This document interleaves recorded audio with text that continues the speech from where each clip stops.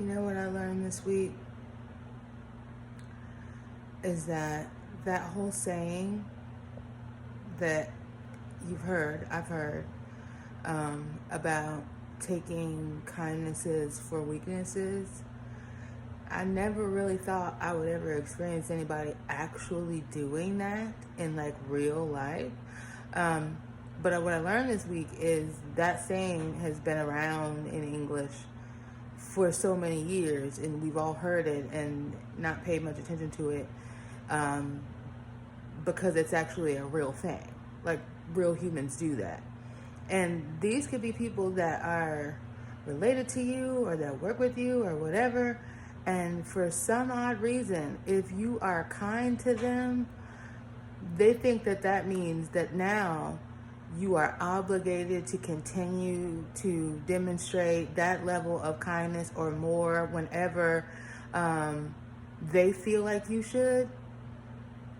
I have a couple of situations in my own personal life that have happened in these past couple of weeks.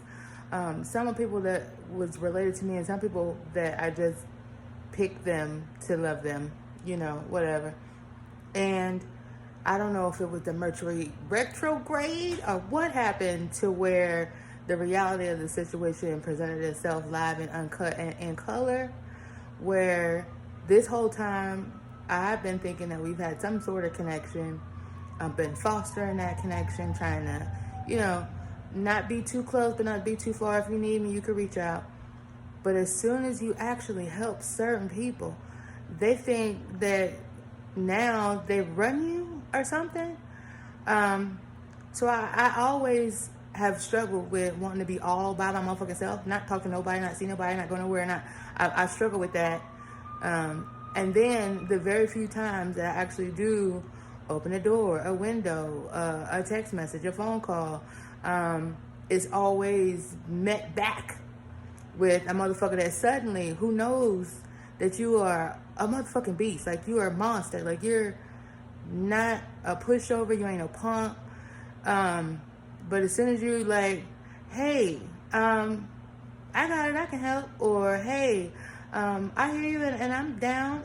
Or, hey, yeah, take your time, get yourself together. I'll be here. As soon as you do that, say anything like that to these motherfuckers, they immediately a light bulb goes off where they see victim.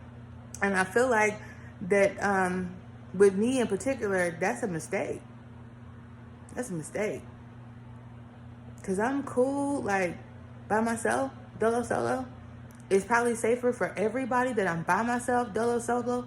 And it's really hard for me to have relationships with motherfuckers. I don't give a fuck how I know them. It's difficult for me. Like, the people that I actually do care about, I push away because I don't know how to not hurt them.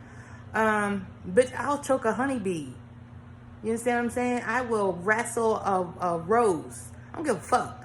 So, trying to not be that type of motherfucker, trying to get your life together, whatever. You stay away from people just because, sometimes you the catalyst for bad behavior. But then on a few, couple times where you like, man, I'm able, stable, I can help, I can reach my hand out. As soon as you do, a motherfucker straight up bite it, and then you be thinking, motherfucker, do you realize I'm a killer?